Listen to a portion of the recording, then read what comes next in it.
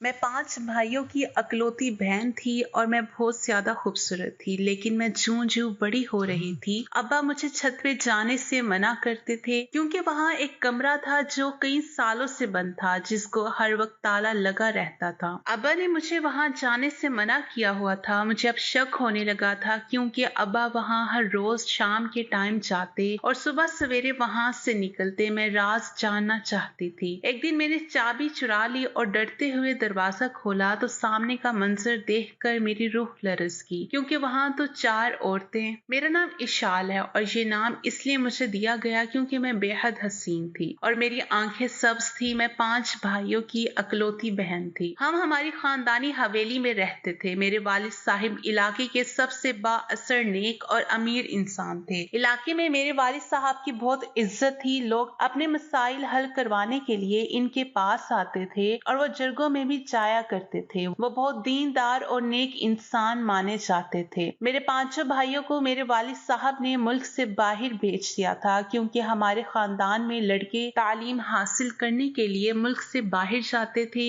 जबकि लड़कियों की तालीम घर में ही करवाई जाती थी। मुझे मेरे वालिद साहब ने बहुत लाड से रखा हुआ था, लेकिन इनके लाड करने का तरीका थोड़ा मुख्तलिफ था। वो बहुत सख्त मिजाज इंसान थे, लेकिन यही काफी था कि इन्होंने आज तक मुझे डांटा नहीं था। एक दफा उन्होंने मुझे थप्पड़ मारा था और वो भी इस बात पर क्योंकि मैंने एक ऐसी जगह जाने की कोशिश की थी जहाँ किसी को भी जाने की इजाजत नहीं थी, और वो थी तीसरी मंजिल जहाँ पर एक कमरा बना हुआ था जहाँ कोई भी नहीं चाहता था। मेरी माँ अब इस दुनिया में नहीं थी। मुझे बचपन से ही इस कमरे में जाने का बहुत शौक था। कहते हैं कि इंसान को जिस काम से मना किया जाए, इस काम को करने के लिए और भी बेचैन हो जाता है। मेरे साथ भी यही मामला हुआ था। जब आखिरी बार मैंने इस कमरे में जाने की कोशिश की, उस टाइम मेरी उम्र 14 साल थी और मेरे वालिद साहब ने इसी बात पर मुझे थप्पड़ मारा था। वो भी इतना जोरदार था कि मैं उसे आज तक नहीं भूली थी। अब मैं 17 साल की थी और अब भी मेरे अंदर ये तजस्सुस जिंदा था। और सिर्फ इतना ही नहीं कि इस कमरे में जाने से रोका गया था, ये बात तो थी कि इस कमरे में कोई ना कोई मौजूद था। अक्सर इस कमरे की लाइट जल रही होती थी, वहाँ पर रोशनी नजर आती थी। अजीब बात ये थी कि वो रोशनी दिन के वक्त बंद कर दी जाती और रात को नजर आती। एक दिन मैंने देखा कि सारी हवेली में सब ने खाना खा लिया और कुछ खाना जो बच गया था वो मैंने खुद मुलाजमा के सर पर खड़े होकर फ्रिज में रखवाया था, मगर सुबह खाना फ्रिज से गायब था। हमारे घर में इसी तरह खाने पीने की चीजें गायब हो जाती थी। क्योंकि इस घर में मैं ही एक खातून बाकी थी, इसलिए इन मामलात पर मेरी नजर होती थी। एक दिन तो मैंने कुछ बहुत ही अजीब देखा। मैंने देखा कि अब्बा इस तीसरी मंजिल से नीचे आ रहे थे। इससे मंजिल की हालत तो तकरीबन खंडर जैसी बन चुकी थी, क्योंकि ना वहाँ कोई रिहाइश थी और ना ही वहाँ की सफाई करवाई जाती थी। फिर अब्बा इस मंजिल पर क्या करने गए थे, इसी बात के जेरे असर आकर अगली रात मैंने अब्बा की निगरानी की। मैं ये देखना चाहती थी कि वो तीसरी मंजिल पर जाते हैं या नहीं, पर 2-3 दिन वो वहाँ नहीं गए और फिर एक दिन मैंने इनको इस तरफ जाते हुए देख लिया। उस दिन मैंने ये भी देखा कि इस कमरे की चाबी मेरे अब्बा के पास थी। इन्होंने बहुत ही एहतियात से दरवाजा खोला। मैं इस दिन बहुत डरी हुई थी, लेकिन वहाँ मौजूद थी। दरवाजा खोला तो इस कमरे में बहुत अंधेरा था। ये तो तय था कि वो कमरा बहुत बड़ा था। मेरे अब्बा ने कमरे में लाइट ऑन की, बल्कि पहला दरवाजा बंद किया और इसके बाद लाइट ऑन की, जिससे मैं ये देख नहीं पाई कि अंदर कौन है। अब्बा इस कमरे में 4 घंटे तक रहे थे और 4 घंटे बाद जब सुबह की अजान होने को थी तो अब्बा इस कमरे से निकलकर अपने कमरे में चले गए और कमरे को फिर से ताला लगा दिया। अब तो मैं सर से लेकर पांव तक तजस्सुस से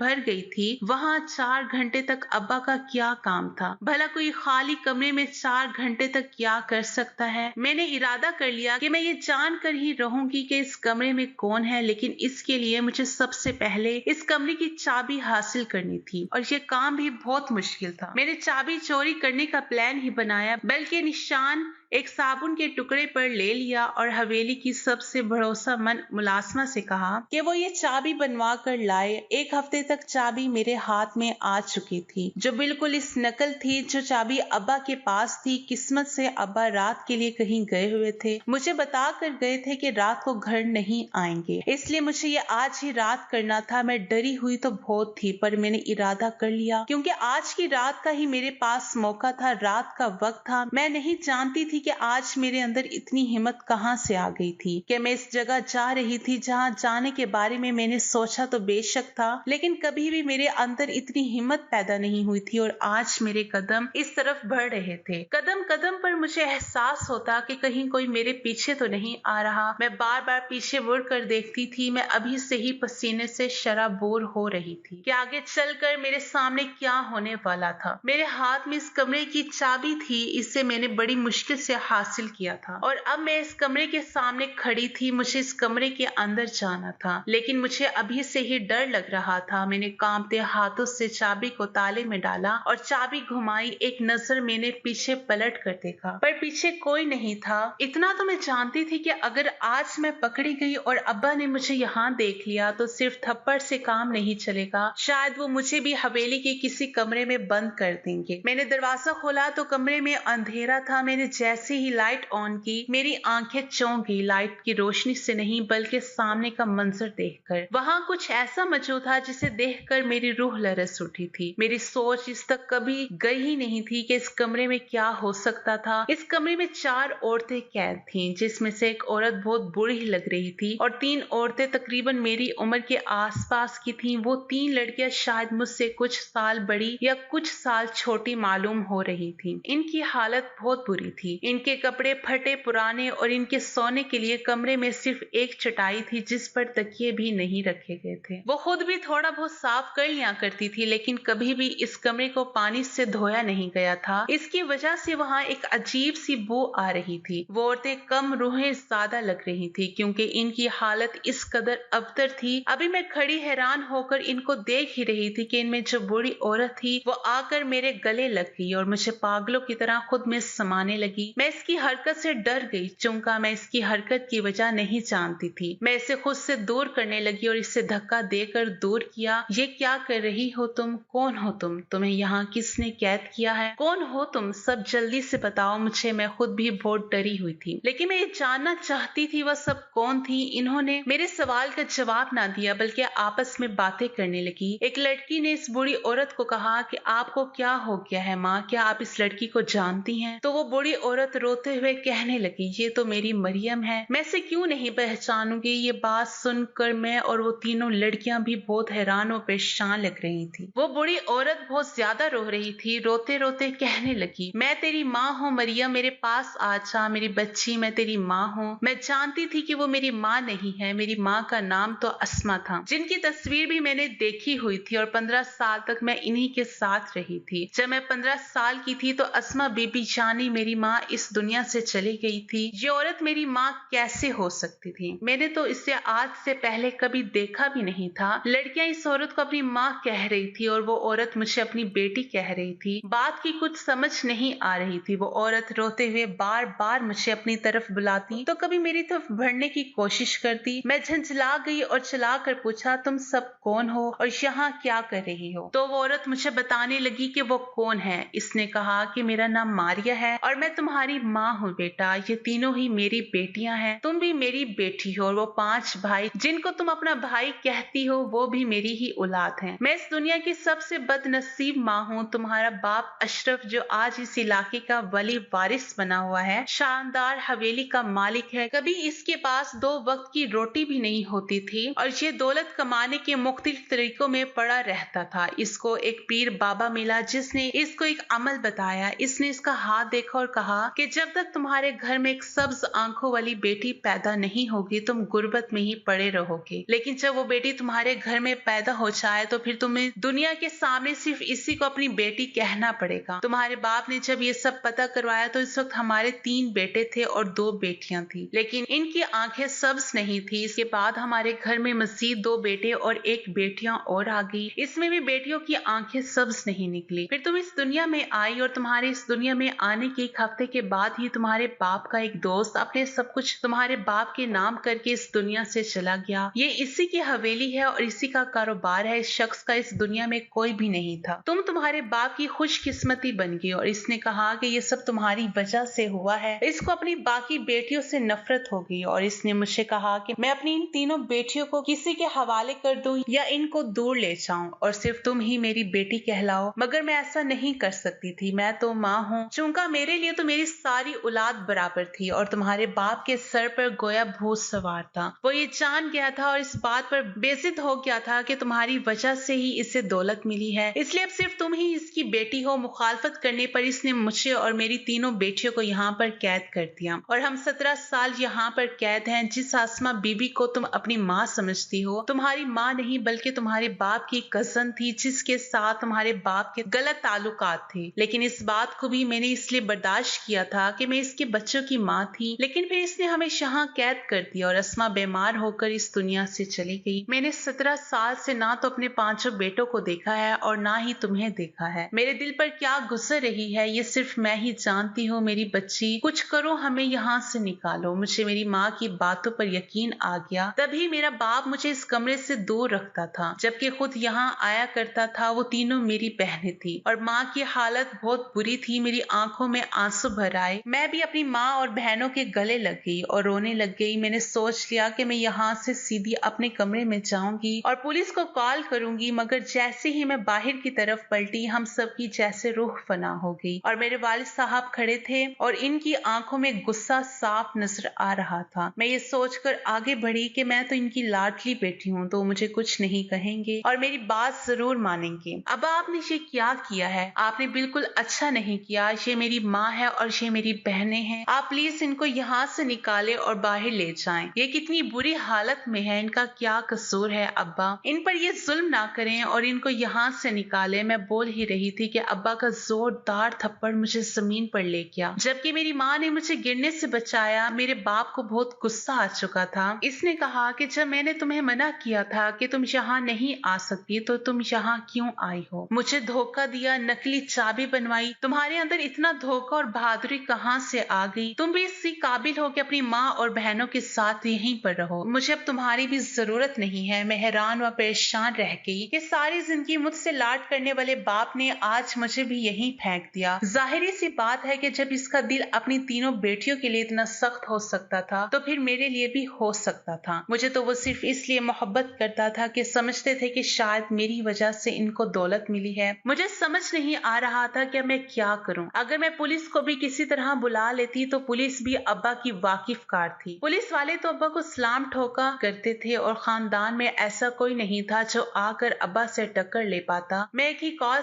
कर सकती थी क्योंकि मेरे फोन की बैटरी खत्म होने वाली थी और वो एक कॉल मैंने अपने बड़े भाई को की और इसको सब कुछ बता दिया। मुझसे हिसाब किताब में गलती हो गई कि मेरा बड़ा भाई तो ये सब कुछ पहले से ही जानता था, इसलिए वो भी अब्बा की तरह मुझ पर हंस दिया और कहने लगा, चलो तुम अपनी बहनों के पास पहुंच गई हो, वहीं पर आराम करो। हमारी आखिरी उम्मीद भी टूट गई और हम बुरी तरह रोने लगे। 2 हफ्ते तक मैं भी वहीं पर कैद रही। मेरी हालत भी बुरी हो गई कि 2 हफ्ते से ना तो मैं नहाई थी और ना ही ढंग के बिस्तर पर सोई थी। पर मुझे मेरी माँ की गोद मिल गई थी। मैंने अपनी बहनों से खूब सारी बातें की, वो सब बहुत अच्छी थी और अब हमें यहाँ से निकालने वाला कोई नहीं था। लेकिन फिर अचानक दरवाजे पर दस्तक हुई। हमें लगा कि वो दस्तक है, लेकिन वो दस्तक नहीं थी बल्कि कोई दरवाजा तोड़ रहा था। हम दीवार से लग गए, न जाने अब हमारे सर पर और कौन सी मुसीबत नासिल होने वाली है। वो शख्स दरवाजा तोड़कर अंदर आया तो इसे देखकर हम हैरान रह गए। वो मेरा सबसे छोटा भाई था। जब मैंने मेरे भाई को कॉल की तो मेरे छोटे भाई ने इसकी बातें सुन ली थी। मेरा छोटा भाई भी अपनी माँ से कभी नहीं मिला था कि जब वो बहुत छोटा था तो मेरी माँ को यहाँ कैद कर दिया गया था। मेरा ये वाला भाई मेरे दूसरे भाइयों और मेरे बाप से बहुत मुख्तलिफ था और कदरे समझदार भी, क्योंकि वो अकेला नहीं आया था बल्कि शहर की पुलिस को वहाँ लेकर आया था और वो भी